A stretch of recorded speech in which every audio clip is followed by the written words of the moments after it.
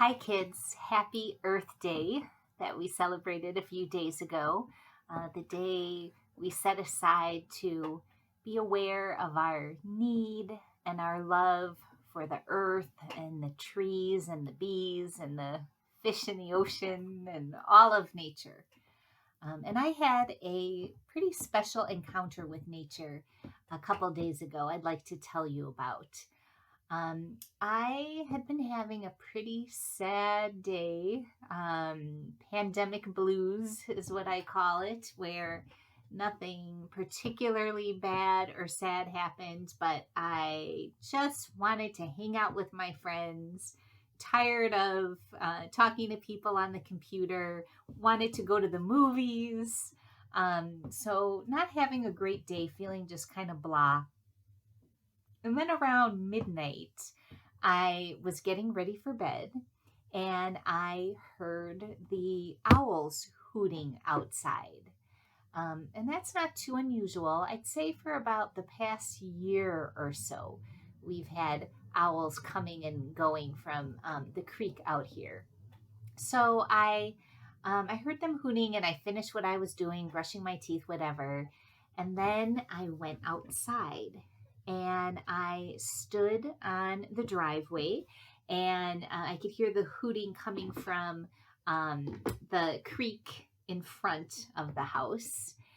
And then all of a sudden, from the back of the house, from behind me, something swooshes right over my head, and there in the rays of the street light, I saw this slight little feather drifting down, and it landed in the darkness.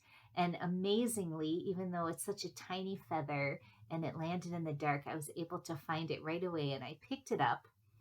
And then I went and stood on the front lawn in between two trees, and there was an owl in each tree.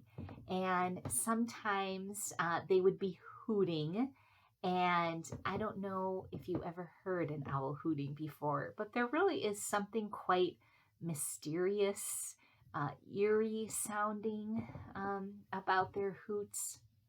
So they were doing that. And then most of the time, though, they were silent. And there was one owl in particular that was looking at me. And I think that there are really three different ways of experiencing nature in moments like that. There's the moments where you just kind of appreciate the beauty of what you're seeing, a beautiful sunset, or it's cool to encounter an owl or a turtle or whatever.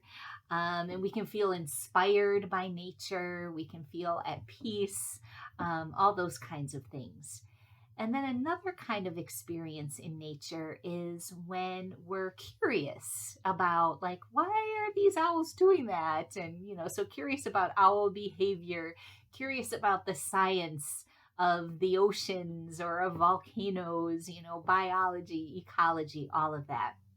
And then there is another way, I think, of experiencing nature where you let the spirit of creation speak to you.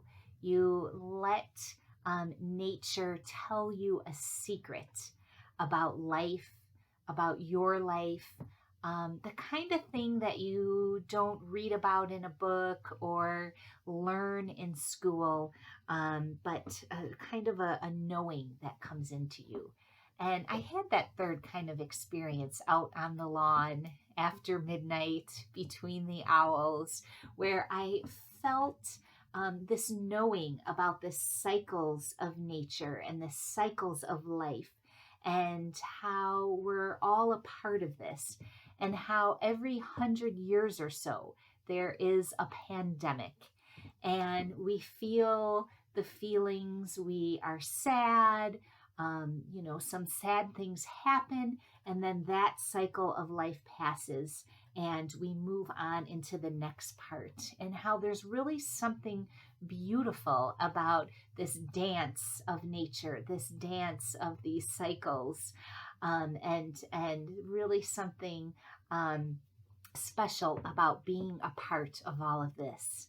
And so I'm really curious about your experiences in nature, whether, appreciating something beautiful or something, being curious and learning something, or that deeper kind of secret that maybe you learned when out in nature in some way. And so I'd love to hear about it. We're going to talk more about this next week. And if you could share an experience on our Judson Church Facebook page or send me an email, not just the kids, but the grown-ups too.